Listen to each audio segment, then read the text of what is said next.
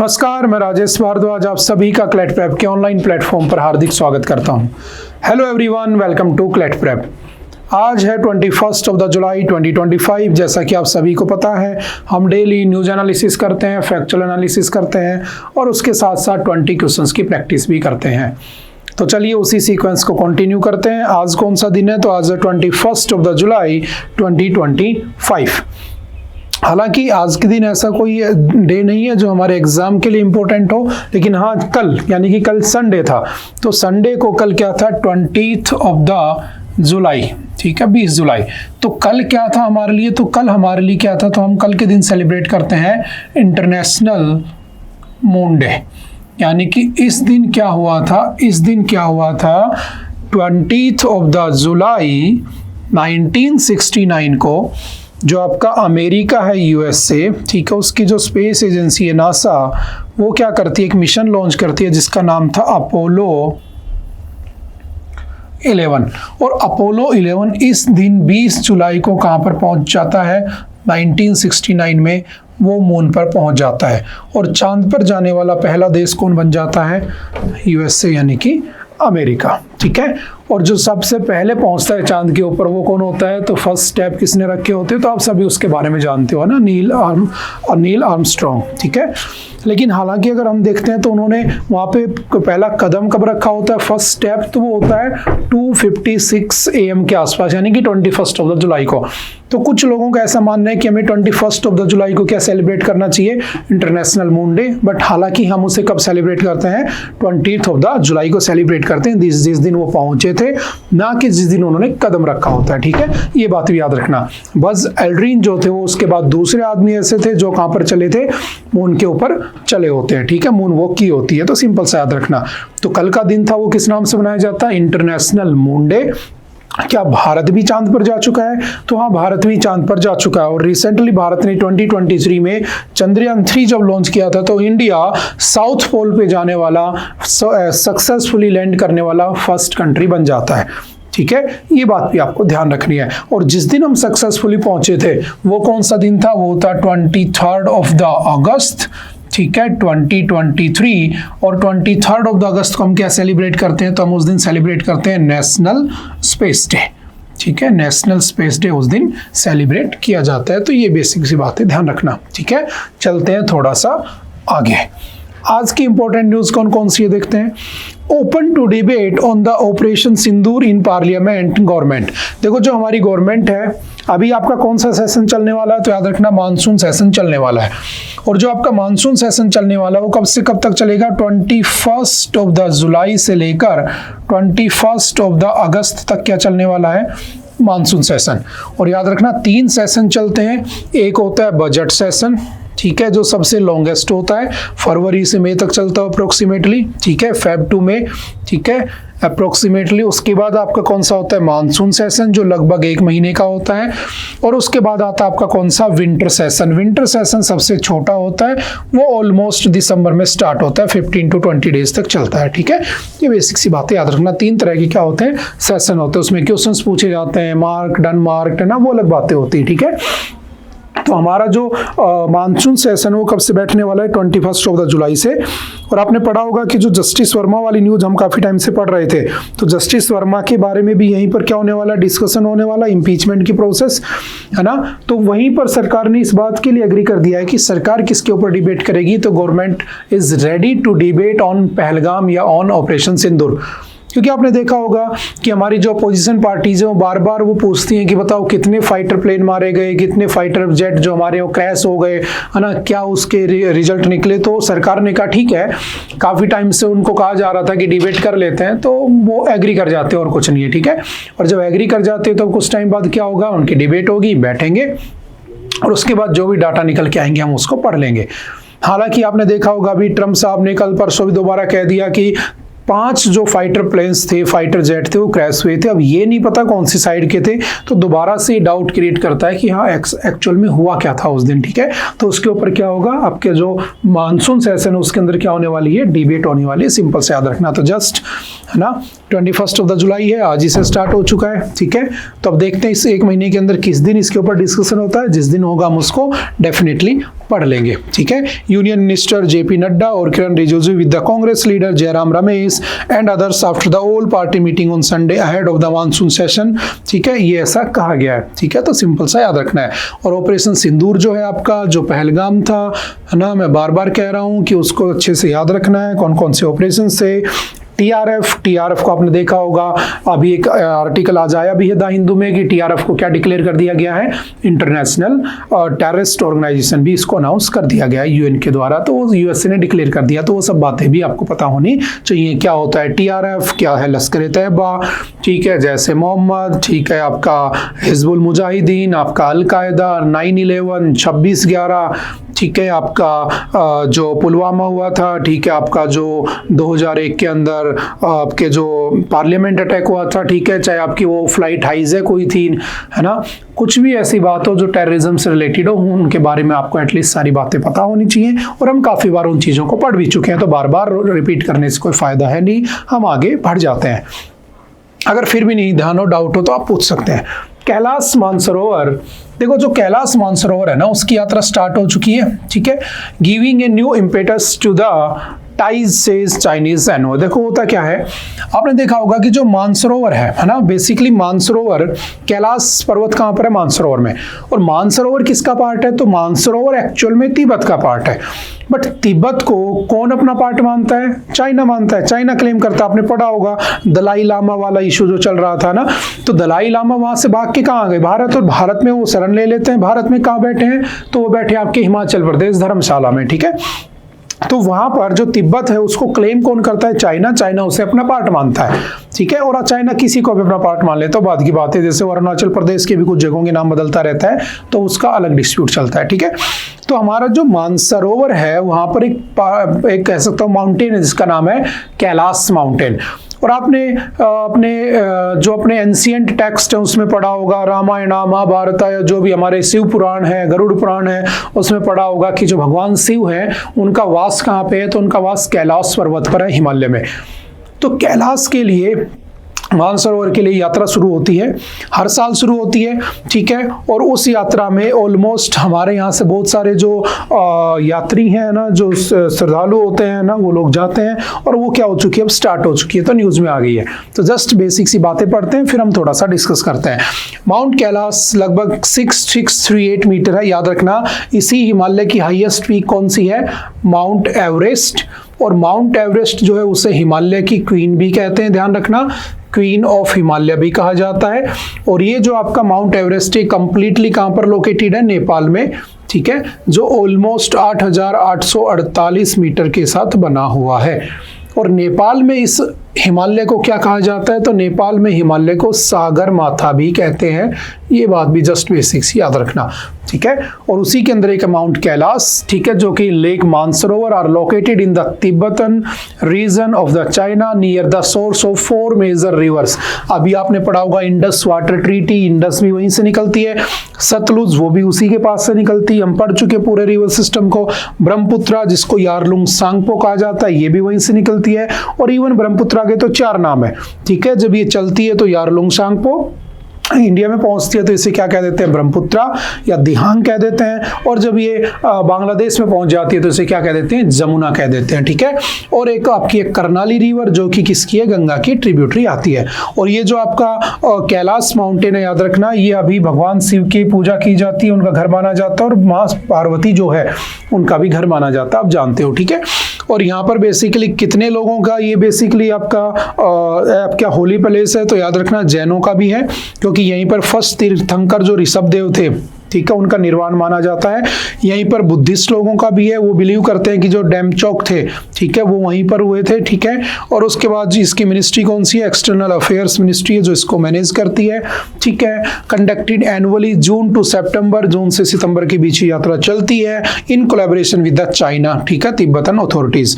जाने के लिए आप 18 से 70 ईयर के बीच के होने चाहिए और आपका फिजिकली फिट होना और मेडिकली फिट होना बहुत ही जरूरी होता है, क्योंकि ऐसे एक्सट्रीम वेदर्स में जाना थोड़ा सा प्रॉब्लम कर सकता है। अब ये न्यूज क्या है तो समझना, चाइनीज एम्बेसडर जो है इंडिया के, वो कह रहे हैं China is willing to maintain communication with India through diplomatic and military channels and in the spirit of the equal consultation and the mutual security.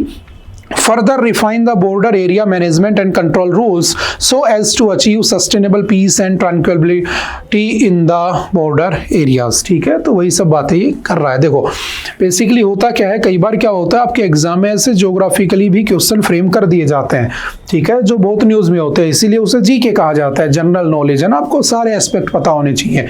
तो जैसे मैंने कहा अभी हमने इंडस पढ़ा था, तो पहले इसको डिस्कस कर लेते तो आपको समझ में आएगा जल्दी, क्योंकि हम पढ़ चुके हैं। तो आपने पढ़ा होगा Indus river, Indus water treaty पढ़ी थी ना 1960 वाली। तो इंडस रिवर यहाँ से ओरिजिनेट हो रही है और यहाँ से होते होते कहाँ जा रही है, वो सीधी पाकिस्तान होते हुए कहाँ चली जाती है, अरेबियन सी में। यहीं पर इसके अंदर कौन मिलती है, झेलम, ठीक है, जो कि वेरीनाग झील से निकलती है जम्मू कश्मीर में। ठीक है, उसके बाद इसी पे तुमने पढ़ा होगा उसके बाद आपका झेलम के बाद कौन सा, चिनाब, चिनाब ब्रिज है ना, दुनिया का सबसे ऊंचा हाईएस्ट रेलवे आर्क ब्रिज बना हुआ है 359 मीटर का। ठीक है, देन रावी, देन ब्यास, ब्यास आपकी किस में मिल जाती है, सतलुज में, ये पंजाब में मिल जाती है, और ये आगे होते हुए पाकिस्तान होते हुए कहाँ चली जाती है, अरेबियन सी में। तो यहाँ से क्या निकलती है, इंडस, जो कि चाइना दिखाया गया, बेसिकली ये तिब्बत है। अब अगर यहाँ आ जाता हूँ तो जो आपका तिब्बतन प्लेटू है, ठीक है, तिब्बतन प्लेटू। अच्छा प्लेटू क्या होता है, कई बच्चों को तो ये नहीं पता होगा कि प्लेटू को कैसे आइडेंटिफाई करते हैं। तो सिंपल याद रखना, अगर मैं कहूँ कोई ऐसे स्ट्रक्चर है जिसकी एक हाइट है और एक पीक भी है, उसे हम क्या कहते हैं, माउंटेन कह देते हैं, पर्वत कह देते हैं।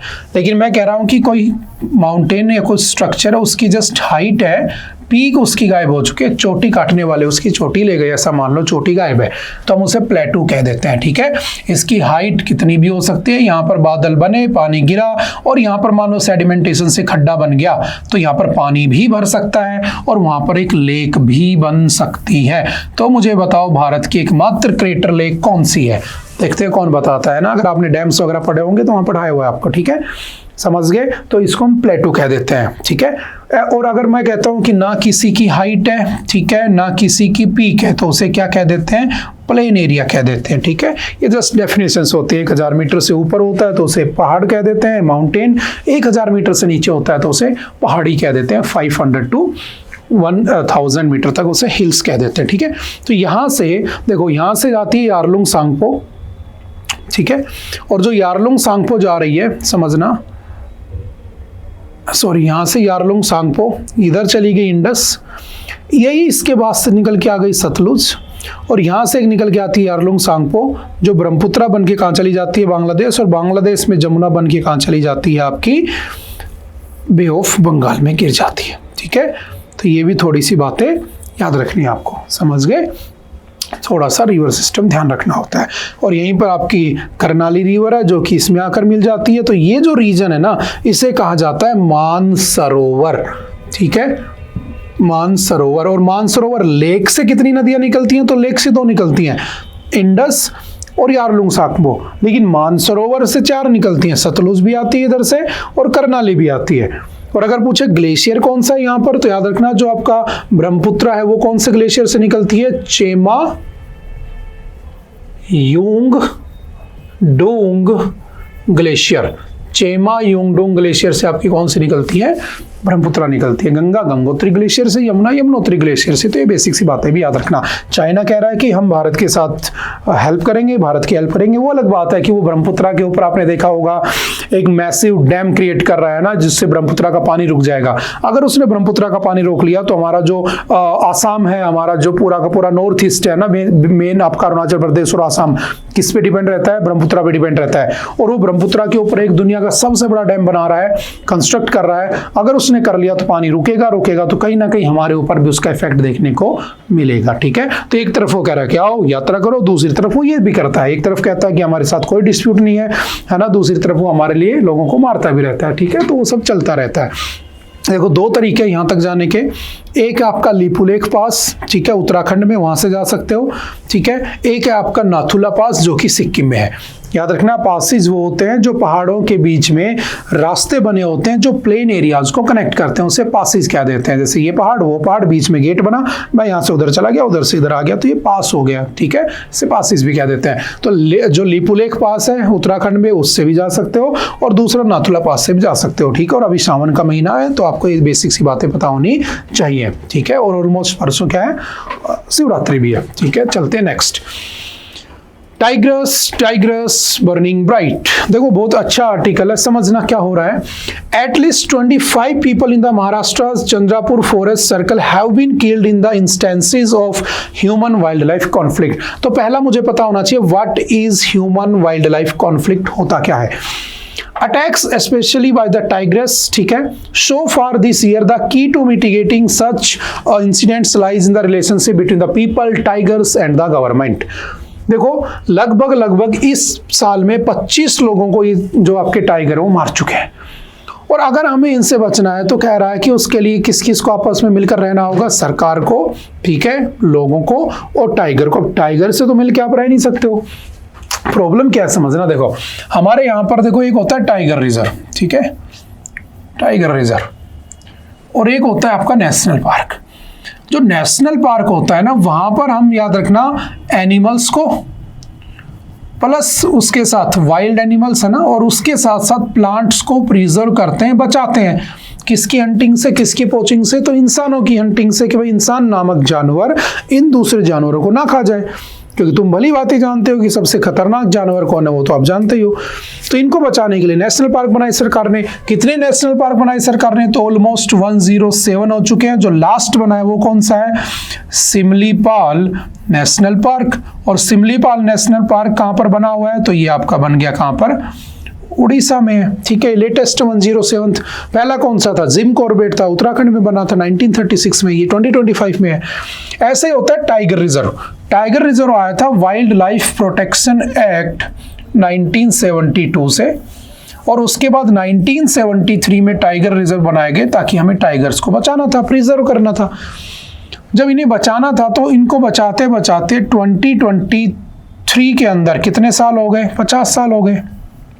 तो हमने क्या किया, international big cat alliance launch कर दिया। ये भी आप जानते हो 9 अप्रैल 2023 को लॉन्च किया गया था। ठीक है, और उसमें 7 जानवर हैं। भारत में 5 ही पाए जाते हैं, जैगुआर और प्यूमा नहीं पाया जाता है।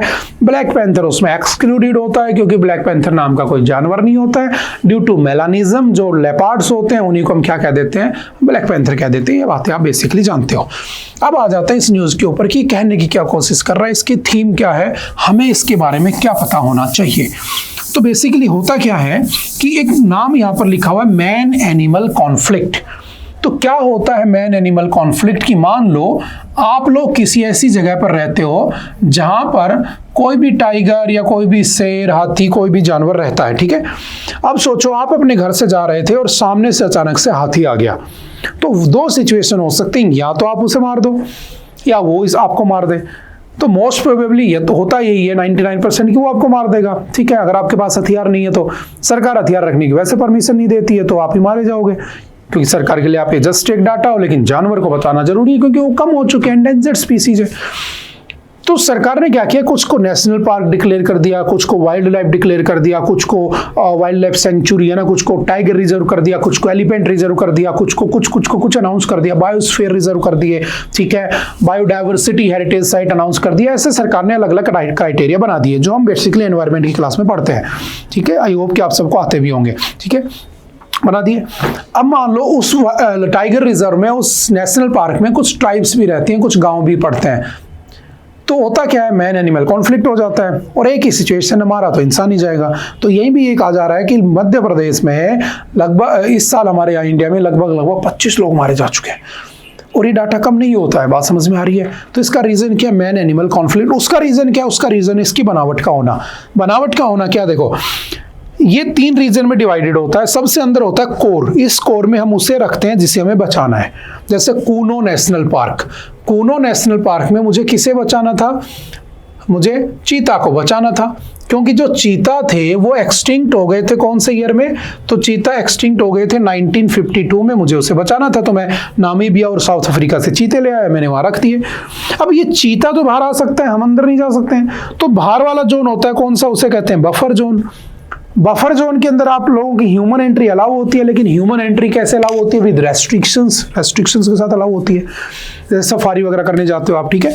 ये होता है ट्रांजिशन जोन, यहाँ पर ह्यूमन एंट्री अलाउ होती है। ह्यूमन इवन सेटलमेंट भी होता है, लोग रहते भी हैं, क्योंकि ट्राइबल लोग है ना, जंगल में रहने वाला आदिवासी लोग कहाँ जाएंगे? उनकी तरफ तुम्हारी तरह शहर में 3 BHK फ्लैट थोड़ी ना उन बेचारों के पास, वो तो जंगल में रहेंगे, है ना। तो बेचारे जंगल में रहते हैं। अब होता क्या है, यहाँ पर तुम लोग आराम से घूम सकते हो इजिली, यहां पर तुम विद रेस्ट्रिक्शन जाओगे, और ये जानवर यहां आ सकता है, आप यहां जा सकते हो, ठीक है। कभी कभी ये जानवर बाहर भी आ जाता है, और जब बाहर आता है ना तो ह्यूमन कॉन्फ्लिक्ट हो जाता है, और जब होता है ना तो ये सीन देखने को मिलते हैं। इसके ऊपर सुप्रीम कोर्ट एक बार जजमेंट भी दे चुका है, शायद आप लोगों को याद होगा। सुप्रीम कोर्ट ने एक बार ये भी कहा था कि अगर हमें ह्यूमन और एनिमल कॉन्फ्लिक्ट को रोकना है तो ये जो आपका ये जो जोन है ना, यहां से लेकर कोर से लेकर और ये बफर जोन, इसका एक नाम और है, इसे कहा जाता है इको सेंसिटिव जोन। और सरकार ने कहा कि इस इको सेंसिटिव जोन को, सुप्रीम कोर्ट ने कहा 2016 में, इसे एटलीस्ट 10 किलोमीटर कर दो। लेकिन एक बात बताओ, ये भारत है, ठीक है, ये वेस्टर्न घाट है, ये ईस्टर्न घाट है, बेचारा केरला तो छोटा सा है, 4 नेशनल पार्क है उसके अंदर, पहाड़ है, नीलगिरी भी है, वेस्टर्न घाट भी है, नाईमुडी भी है, तो जगह कहाँ है उसके पास? उसने कहा मैं तो नहीं करूंगा। उसने इसको क्या कर दिया? केरला ने इसका कर दिया अपोज। फिर क्या हुआ? दोबारा से 2022 में सुप्रीम कोर्ट बोला कि भाई नहीं मान रहे हो तो कम से कम इसको 1 किलोमीटर तो कर लो। लेकिन हम फिर नहीं माने, हमने 1 किलोमीटर भी नहीं किया। किसने अपोज कर दिया? केरला ने। वो बोला कि मेरे ऑलमोस्ट 115 से 120 गांव जो है वो किस में आ जाएंगे? इसमें आ जाएंगे, मैं तो इसको नहीं बढ़ाने वाला। लेकिन इससे होता क्या? फिर वो जानवर बाहर निकल के आ जाता है अपने खाने की खोज में, जो भी होता है, और फिर ये देखने को मिलता है। तो इससे निपटने का एक ही तरीका है कि हम इस इको सेंसिटिव जोन को क्या कर दें? बढ़ा ले। लेकिन राजस्थान बढ़ा सकता है, पूरा खाली है, पूरा रेगिस्तान है, आप चाहो उतना बढ़ा लो, 50 किलोमीटर कर लो। लेकिन कुछ स्टेट में क्या है, कंस्ट्रेंट भी है, तो वो नहीं कर पाते बेचारे, ठीक है। तो वही सब इसमें डिस्कस किया हुआ है, ठीक है।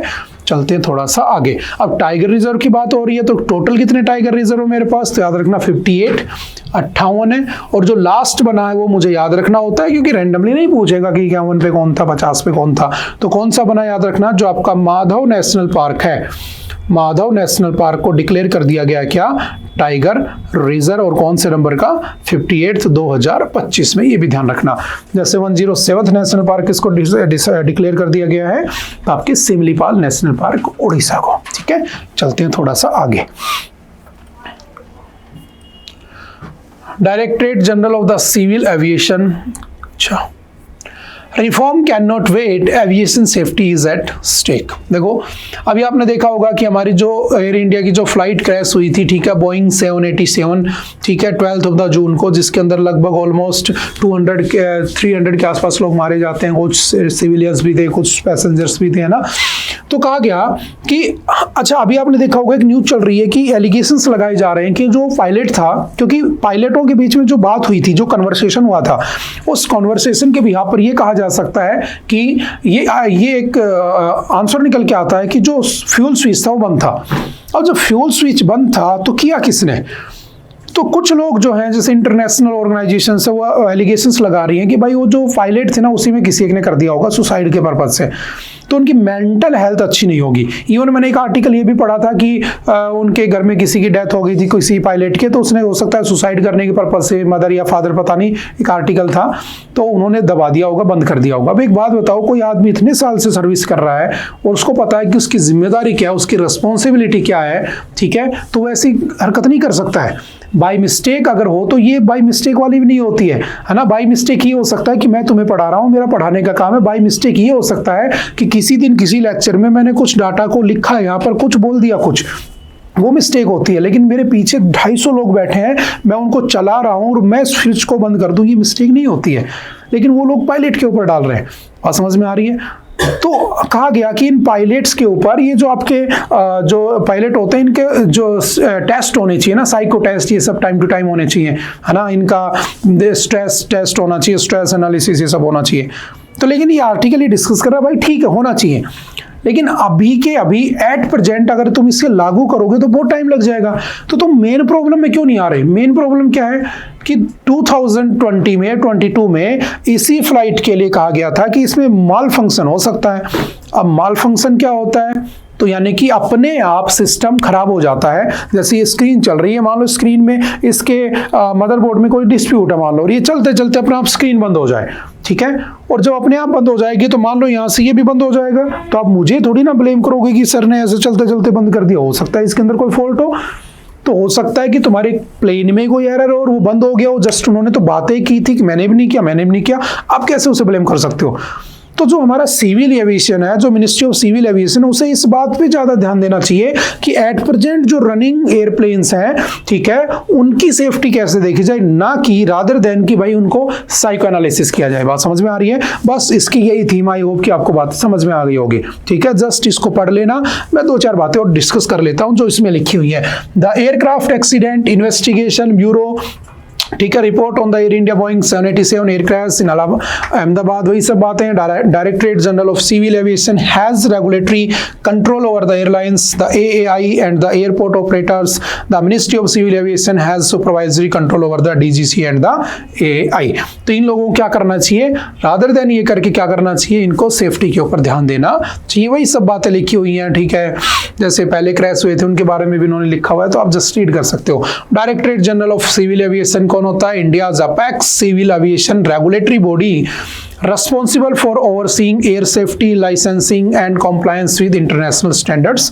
It was established originally in 1978, ठीक है, मिनिस्ट्री ऑफ सिविल एविएशन, और बाद में इसको स्टैट्यूटरी बॉडी बना दिया गया था एयरक्राफ्ट अमेंडमेंट एक्ट 2020 के अंडर में। ये जस्ट बेसिक सी बातें याद रखनी, समझ गए? चलते हैं थोड़ा सा आगे, ठीक है। अभी इसके ऊपर और भी बातें निकल के आएंगी ना, काफी दिन रहने वाला है न्यूज में, तो उसके छोटे छोटे पॉइंट भी याद रखने हमें, ठीक है। देखते हैं next. India can reframe the artificial intelligence debate. बहुत ही अच्छा आर्टिकल है, बहुत ही शानदार आर्टिकल। अगर आप इसे पढ़ोगे, मैं आपको इसके थीम समझा देता हूं ताकि जब आप इसे देखो तो आपको समझ में आ जाए। एग्जाम ओरिएंटेड चीजें हम पढ़ लेते हैं, ठीक है। देखो होता क्या है, लेस देन 3 years एगो chat GPT dragged artificial intelligence, यानी कि जो आर्टिफिशियल इंटेलिजेंस है उसको इंट्रोड्यूस ऑफिशियली कौन करता है? Chat GPT. चैट मतलब कि तुम चैट करते हो, जीपीटी मतलब जनरेटिव प्री ट्रेन्ड ट्रांसफॉर्मर, यानी कि एक ऐसा ट्रांसफॉर्मर है जो प्री ट्रेन्ड है, उससे आपने चैट की, आपने पूछा, उसने बता दिया, ठीक है, और सारा डाटा आपको कंपाइल करके दे दिया, ठीक है। तो उसे कहा गया चैट जीपीटी। लेकिन ये आया कब था? तो ये आया था 2022 में। लाया कौन था इसे? Sam Altman. और सैम ऑल्टमैन की कंपनी कौन सी थी? तो याद रखना ओपन एआई। अब तो सबने खोल लिया है ना, जैसे घर घर में दुकानें खुल जाती है ना, घर घर में हर कंपनी का एआई बन चुका है, वो बात की बात है, ठीक है। अब ओपन एआई आता है, ठीक है।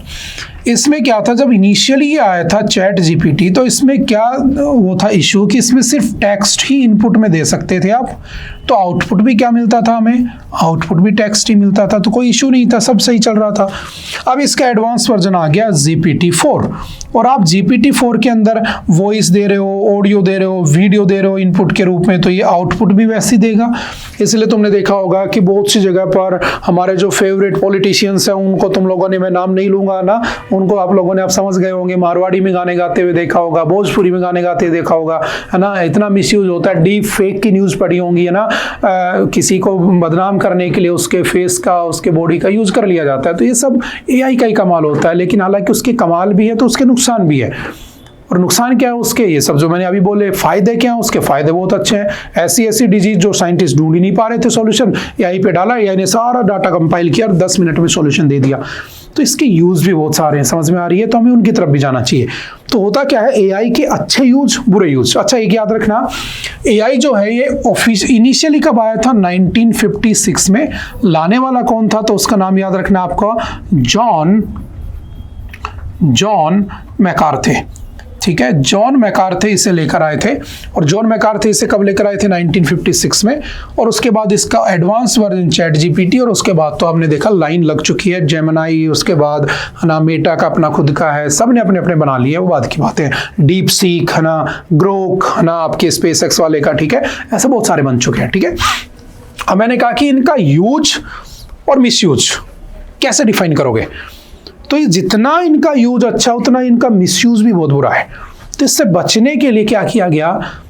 सबमिट होती है एआई सबमिट। तो जो पहली एआई सबमिट हुई थी वो कहां पर हुई थी? यूके में, ठीक है। दूसरी एआई एक्शन सबमिट कहां पर हुई थी? पेरिस में, ठीक है, ठीक है, फ्रांस। और अगर आपसे पूछे नेक्स्ट जो 2026 वाली एआई एक्शन सबमिट है वो कहां पर होने वाली है, तो वो होने वाली है आपकी कहां पर? इंडिया उसको प्राउडली क्या करने वाला है? होस्ट करने वाला है। इसको भी ध्यान रखना है, ठीक है। ब्लैचली समिट जो कि यूके में है, फर्स्ट एआई समिट थी, ठीक है। The US and the China eye each other across the frontier at the race. ये दोनों उसको करना चाहते हैं, लेकिन New Delhi can not erase that tension but can blunt it. The summit agenda must be broad, inclusive and focused on global good. India can not craft a global AI authority in 1 week and should not try. It can stitch together what exists and makes a serious push to share AI capacity with the global majority. देखो एक बात समझना, आने वाला जो वक्त है ना वो एआई पे ही चलने वाला है। तो एक ऐसे देश जो एआई का यूज ही नहीं जानते हैं, पता ही नहीं है क्या चीज़ है ना, वो इतना डेवलप नहीं हुए हैं, और एक ऐसे देश जो डेवलप्ड हो चुके हैं, जैसे आपके एआई के मामले में बात की जाए तो चाइना, इटली, जापान, अमेरिका, है ना। तो हम जो है ना इंडिया, अगर इंडिया इसे होस्ट करता है तो इंडिया एक ब्रिज का काम कर सकता है दोनों के बीच में, जो लेस डेवलपिंग है यानी कि अंडर डेवलप है, ठीक है, अंडर डेवलपिंग, और दो डेवलप हो चुके हैं, उनको कनेक्ट करने का काम कर सकता है। तो ये यही कह रहा है कि क्या भारत रेडी है अगले साल इसे होस्ट करने के लिए? क्या भारत ने अपना कुछ एआई में ऐसा कमाल किया है जैसा चाइना करके बैठा है, डीप सीक बना के बैठा है वो, है ना, अमेरिका करके बैठा है, उसने अपना बना रखा, क्या बोलते हैं, ग्रोक वाला उसका, स्पेस एक्स का। तो हमारे पास कुछ ऐसा है क्या? हमारे पास है नहीं, इसलिए तो चैट जीपीटी और इनके ऊपर लोगों को डिपेंड होना पड़ता है। तो बेसिकली वही ये इसमें डिस्कस करने कह रहा है, India can bridge the divide, है ना, वही जो मैंने बोला, but the geopolitical climate is far from smooth. War continues in Ukraine, Ukraine में लड़ाई चल रही है, वेस्ट एशिया जो है वो आपस में लड़ते जा रहे हैं, ठीक है, ट्रेड वार वैसे चल रहा है दुनिया के बीच में। तो अगर हम क्या करते हैं, जो पेरिस एआई समिट हुई थी 2025 में, mean to unify ended in division, उसमें कहा गया था, लेकिन उसके बाद आज तक नहीं हुआ। China welcomed it, the very forum mean to protect humanity digital future face the risk of splintering. India has the standing and the credibility to bridge this divides. India अगर चाहे तो मौका है इंडिया के पास, एआई समिट को host कर दे, और वो इन दो जो मैंने बताया डेवलपिंग और डेवलप्ड उनके बीच में ब्रिज का काम कर सकता है। बस वही इसने डिस्कस करने की बात की है, और एआई से रिलेटेड बेसिक बातें आपको पता होनी चाहिए, ठीक है। जैसे यूपीआई वगैरह हो गया, ठीक है, इसके अंदर भी आप इसका एआई का यूज कर सकते हो, हर जगह यूज होता है आजकल। आपने पढ़ा होगा विजिंजम, याद करो विजिंजम, इंडियाज फर्स्ट लार्जेस्ट, है ना, ट्रांसशिपमेंट पोर्ट, जो आपका विजिंजम बनाया गया तिरुवनंतपुरम में, केरला में। उस विजिंजम में आपने देखा होगा 3 मिलियन, है ना, आपके TEU जो कंटेनर वो इकट्ठा हो सकते हैं, लेकिन उसमें भी हमने क्या किया, फर्स्ट हमारा क्या है, पोर्ट है, ट्रांसशिपमेंट पोर्ट है, जिसमें हमने क्या किया, आपका जो एआई है ना, आर्टिफिशियल इंटेलिजेंस जो है, उसके अंदर जो ट्रैफिक मैनेजमेंट सिस्टम है, TMS, ट्रैफिक मैनेजमेंट सिस्टम, वो कैसा है, एआई वाला है। तो एआई के बहुत सारे यूज है, समझ गए। तो हम भी इसका बेनिफिट उठा सकते हैं, हम भी इसको आगे ला सकते हैं, ठीक है। ये वही सब बातें जो उस एडिटोरियल में लिखी हुई है, ठीक है। तो एटलीस्ट ये बातें याद रखना। नेक्स्ट है a long list, the designation of the TRF as a terror group should put more pressure on Pakistan. देखो पाकिस्तान और जो आपका अमेरिका है उसका बेसिकली दो चेहरे हैं। अब आप कौन सा चेहरा देखना चाहोगे वो डिपेंड करता है। एक तरफ अमेरिका कहता है, आसिम मुनीर को बुलाता है, लंच करवाता है। दूसरी तरफ अमेरिका बार बार क्लेम करता है कि मैंने लड़ाई रुकवाई, मैंने लड़ाई रुकवाई। कल ही परसों उसने कह दिया कि 5 जेट्स वर क्रैश्ड, कौन सी साइड के थे पता नहीं है, ठीक है। तो एक तरफ वो ऐसा चेहरा लेके बैठा है, दूसरी तरफ अभी क्या हुआ, जो TRF है उसको क्या अनाउंस कर दिया गया, आपका foreign terrorist organisation FTO announce कर दिया गया, ठीक है। यानी कि उसे एक टेररिस्ट ऑर्गेनाइजेशन अनाउंस कर दिया। क्या है TRF? द रेजिस्टेंस फ्रंट, जो आपका द रेजिस्टेंस फ्रंट है कब बना होता है 2019 में। ठीक है, बेसिक सी बातें कर लेते हैं पहले। टीआरएफ कब बना था 2019 में। किसका प्रॉक्सी ग्रुप है, तो ये एक प्रॉक्सी ग्रुप है किसका, लश्कर-ए-तैयबा, जिसको पाकिस्तान कहता है। मैं ब्लॉक कर चुका हूं, पहले सस्पेंड कर चुका हूं। लश्कर-ए-तैयबा कब बना था 1999 में। बनाने वाला कौन था, तो आपका हाफिज सईद इसको बनाने वाला होता है। ठीक है, एक ऐसा ही दूसरा होता है कौन सा, जैश-ए-मोहम्मद। जैश-ए-मोहम्मद कब बना होता है 2000 में। बनाने वाला कौन था, तो याद रखना मौलाना मसूद अजहर। ठीक है, मौलाना मसूद अजहर उसे बनाने वाले थे। और ये जो होता है इसका जो हेडक्वार्टर कहाँ पे, भावलपुर में, जहाँ हमने ऑपरेशन सिंदूर किया था। तो ये सब बातें आपने पढ़ी हुई भी पहले, जस्ट रिवीजन के लिए हम लिख रहे हैं। ठीक है, और इसका जैश-ए-मोहम्मद का प्रॉक्सी ग्रुप कौन सा है, तो कश्मीर टाइगर्स। कश्मीर टाइगर्स इसका प्रॉक्सी ग्रुप है भारत में, जो कब बना होता है 2020 में बना होता है। और ये लोग क्या करते हैं, जैसे हिजबुल मुजाहिदीन था उसी से बने आपके जैश-ए-मोहम्मद और आपके लश्कर-ए-तैयबा से, तो इनको टेररिस्ट अनाउंस कर रखा है। लेकिन टीआरएफ को नहीं था, तो टीआरएफ को अब कर दिया जाएगा, ऐसा यूएनएससी ने कहा। और यूएनएससी क्या है, तो यूनाइटेड नेशन सिक्योरिटी काउंसिल। और जो यूनाइटेड नेशन सिक्योरिटी काउंसिल है बेसिकली, पहलगाम आप पढ़ चुके हो तो मैं थोड़ा सा स्किप कर जाता हूँ। ठीक है, जो आपका यूनाइटेड नेशन सिक्योरिटी काउंसिल है बेसिकली, ये किसका पार्ट है, तो यूएन का पार्ट है, यूनाइटेड नेशन का पार्ट है। यूएनएससी में टोटल कितने मेंबर होते हैं, तो इसमें टोटल 15 मेंबर होते हैं। 5 मेंबर कैसे होते हैं, परमानेंट होते हैं। 10 मेंबर कैसे होते हैं, नॉन परमानेंट होते हैं। यानी कि ये नॉन परमानेंट वाले होते हैं, इनका टेन्योर कितना होता है, तो इनका टेन्योर होता है 2 साल के लिए। ठीक है, और जो परमानेंट वाले होते हैं वो तो परमानेंट होते हैं। इसके अंदर आता है आपका यूके, यूएसए, ठीक है, रशिया, ठीक है, चाइना और फ्रांस। और इनके पास क्या है, वीटो पावर है। आपने कई बार सुना होगा कि भारत को भी वीटो पावर मिल जाएगी, लेकिन इतना इजी नहीं है, उसके लिए बहुत मेहनत करनी पड़ेगी। और दूसरा, चाइना और अमेरिका देने भी नहीं देंगे, वरना चाइना को प्रॉब्लम हो जाएगी ना, वो हमें नहीं रोक पाएगा आगे बढ़ने से, बाद की बात है। तो इनके पास वीटो पावर है। These are permanent members of the UNSC and these are the non permanent members. These are elected for 2 years, 2 साल के लिए इनको इलेक्ट किया जाता है और रैंडमली किया जाता है। ठीक है, समझ गए। तो इसके अंदर अभी एक रेजोल्यूशन पास हुआ। अच्छा, एक रेजोल्यूशन इसमें डिस्कस किया उसने यूएनएससी का 1267। तो याद रखना, व्हाट इज 1267 आपसे पूछ लेगा। तो 1267 जो है यूनाइटेड नेशन सिक्योरिटी काउंसिल, इसके नाम में लिखा है कि सिक्योरिटी काउंसिल, सिक्योरिटी मेंटेन रखनी है। 1999 में इन्होंने इसे अडॉप्ट किया था। और इसके अंदर इन्होंने जो टेररिस्ट ऑर्गेनाइजेशंस होते हैं ना, जैसे आपके तालिबान हो गया, इन सबको इंक्लूड कर दिया था। ठीक है, और उसके बाद आगे चल के इन्होंने 9/11 अटैक्स के बाद जो हुआ था ना आपका अमेरिका में, उसके बाद ये और ज्यादा मजबूत हो जाता है। ठीक है, इसका पूरा का पूरा काम क्या होता है कि जो आपके टेररिस्ट ऑर्गेनाइजेशन है, जैसे अलकायदा, लादेन वाला है ना, अल जवाहिरी वाला हमने पढ़ा था एक बार है ना, कि आपका, ठीक है, मकताब-ए-खिदमत जो सबसे पहले टेररिस्ट ग्रुप बना था, मकताब-ए-खिदमत के बाद बन जाता है अलकायदा, अलकायदा से हिजबुल मुजाहिदीन, हिजबुल मुजाहिदीन से आपके लश्कर-ए-तैयबा और जैश-ए-मोहम्मद, और वहीं से टीआरएफ, और वहीं से आपका कश्मीर टाइगर्स। ठीक है, तो इनको बैन करने के लिए इसको बनाया जाता है। ठीक है, सिंपल से याद रखना। ठीक है, तो इसमें इसको बैन करने की बात की गई और कुछ नहीं है।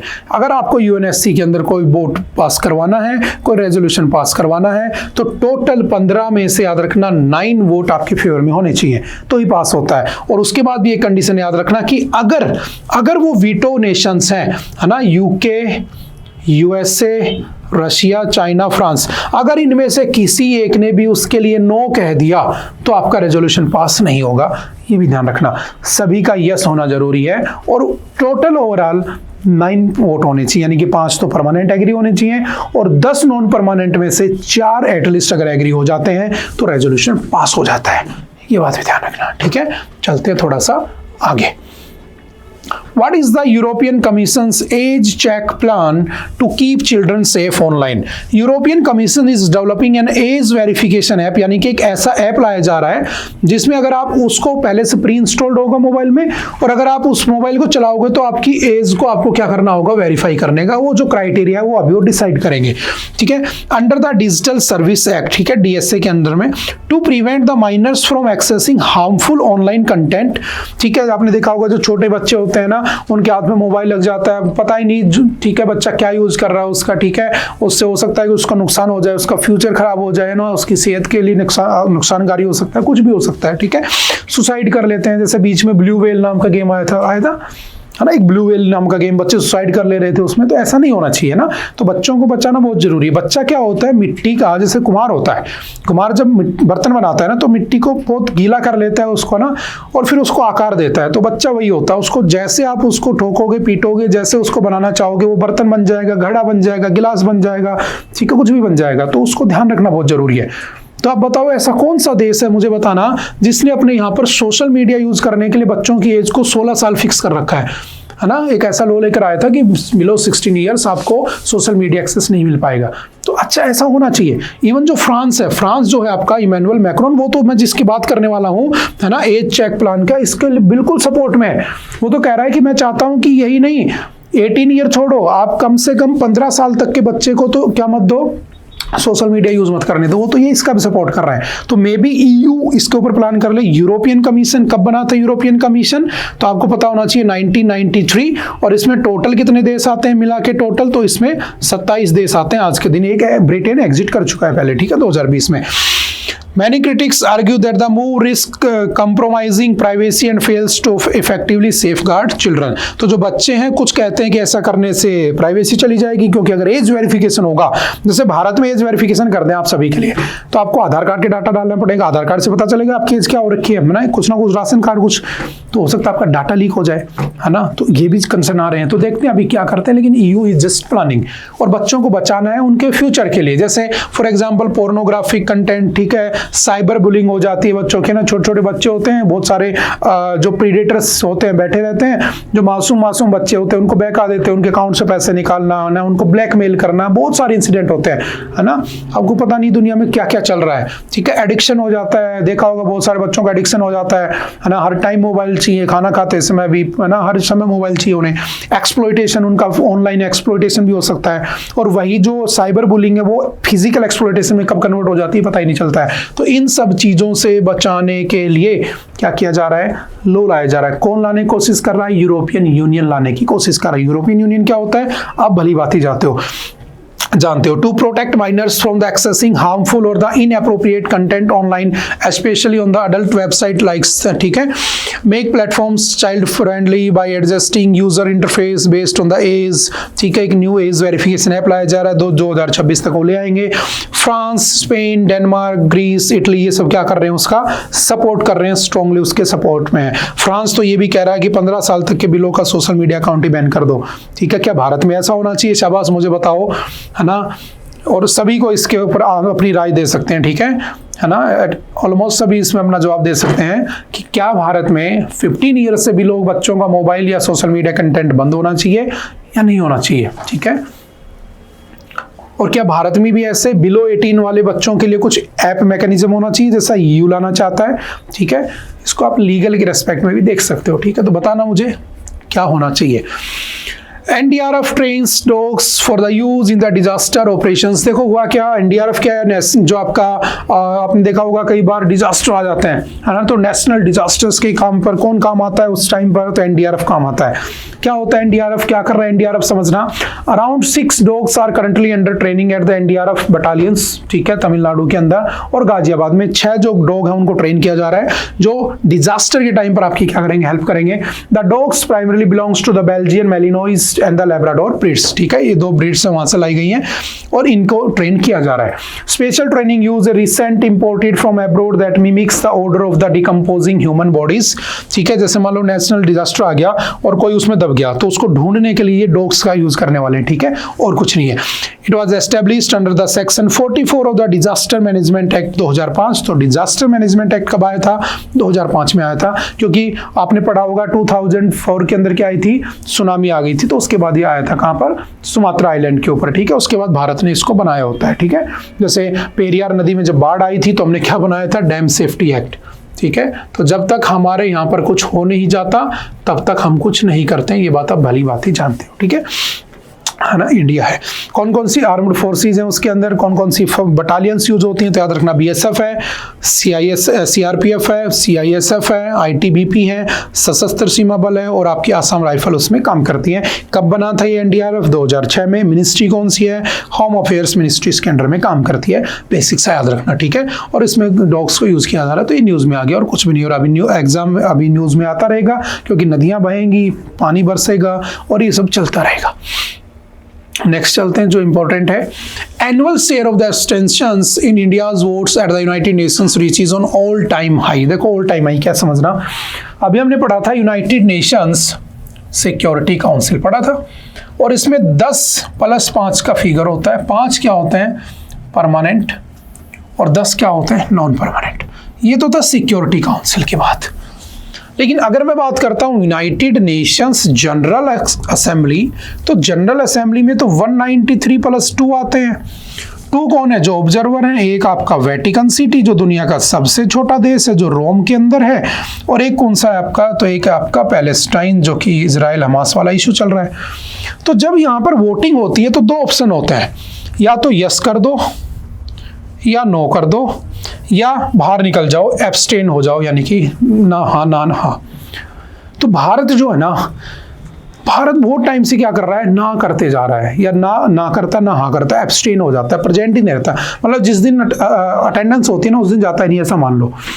और ये ट्रेंड बढ़ रहा है।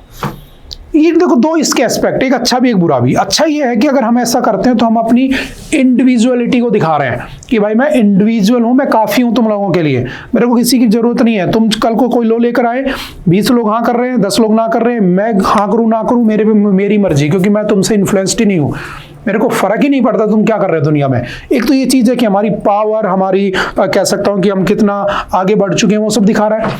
दूसरी तरफ ये भी है कि मान लो आज चाइना कुछ लेकर आया, मैंने एब्सटेन कर लिया, कल को मैं कुछ लाऊंगा, चाइना नहीं करेगा, तो वो देश जो सोच रहे थे इंडिया हेल्प करेगा, यस करेगा, वो नाराज हो जाएंगे। वो देश जो सोच रहे थे इंडिया ना करेगा, वो भी नाराज हो जाएंगे।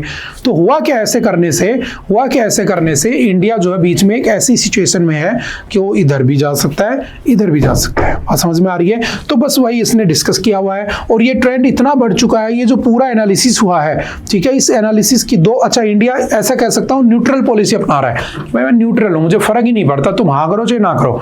लेकिन कल को अगर हमें हाँ ना करवाना पड़ा, यही तो दिक्कत है कि पाकिस्तान को क्या बना दिया गया? एंटी टेरर ग्रुप का हेड बना दिया गया, क्योंकि किसी ने ना हाँ कहा, ना किसी ने ना कहा, कोई सपोर्ट में नहीं आ रहा था, वरना तो डिक्लेयर नहीं होता ना। तो कहीं ना कहीं उसका इम्पैक्ट तो हमें देखने को मिलेगा ही मिलेगा। बस वही इसमें डिस्कस किया हुआ है। एक स्टडी की है द हिंदू ने, उसी के ऊपर N analysis by the Hindu of more than 5500, है ना, लगभग 5500 रेजोल्यूशंस जो हैं यूएन के, उसकी एक स्टडी की गई जिसमें पता चला इंडिया ने 56% यस किए हैं, ठीक है, और उस कब से लेकर 1955 से लेकर। On the other hand annual percentage of the abstentions has increase to 44%, the highest share in India's history at the United Nation. The data show that this change in voting patterns began around 2019 से हमने उनको ignore करना शुरू कर दिया। India's voting pattern remained volatile until the late 1960s, with the percentage of the annual yes votes swinging between 20% and 100% during this period. The percentage of the abstentions also fluctuated between the 0% and 40%. The subsequent 25 years between 1970s and 1994 show the magnitude of this volatility decreased substantially. The percentage of annual yes votes during this period ranged between a low of 74% and a high of 96%. तो just data जो आपको at least क्या करने हैं, याद रखने हैं, ठीक है। Between the mid 1990s and 2090 India's voting patterns in the UN became even more stable, with the share of yes votes ranging between 75% and 83%. तो वही सब बातें इसमें लिखी हुई है, ठीक है। चलते हैं आगे। Moon day, remembering the leap. What is moon day? समझना, हमने स्टार्टिंग में पढ़ा था कि जो कल का जो दिन था वो क्या था? इंटरनेशनल मून डे मनाया जाता है, क्योंकि उस दिन क्या हुआ था, नासा ने एक मिशन लॉन्च किया था जिसका नाम था अपोलो 11, और अपोलो 11 20 जुलाई को वहां पहुंच जाता है। बट जो फर्स्ट मैन थे आपके नील आर्मस्ट्रॉन्ग ने 2:56 पे अगले दिन यानी कि 21 जुलाई की सुबह क्या रखा था, पहला स्टेप रखा था मून के ऊपर। तो कुछ लोगों का मानना है कि 21 जुलाई होनी चाहिए, कुछ का मानना है 20 जुलाई, लेकिन हम इसे 20 जुलाई मानते हैं। ठीक है। The United nations officially recognize this day in 2021 after recommendations from the COPUOS committee on the peaceful uses of the outer space. इसके बाद इन्होंने 2021 से बनाना शुरू कर दिया। अगर मैं कहूँ भारत चांद पर कब पहुंचा था, उस दिन 23 अगस्त, जो हमने स्टार्टिंग में डिस्कस कर लिया था, हम उसे क्या बनाते हैं, नेशनल स्पेस डे यानी कि NST के नाम से बनाते हैं। ठीक है। और अगर आपसे पूछे कि स्पेस में जाने वाला पहला इंसान कौन था, तो याद रखना स्पेस में जाने वाला पहला इंसान कौन था, तो वो था आपका यूरी गागरिन। ठीक है। और ये किस दिन गए थे, 12 अप्रैल 1961, और इनको वोस्टॉक 1 स्पेसशिप से भेजा था, किसने, USSR ने। और इसीलिए 12 अप्रैल को क्या बनाया जाता है, तो याद रखना इंटरनेशनल स्पेस डे बनाया जाता है। ठीक है। इंटरनेशनल स्पेस डे बनाते हैं।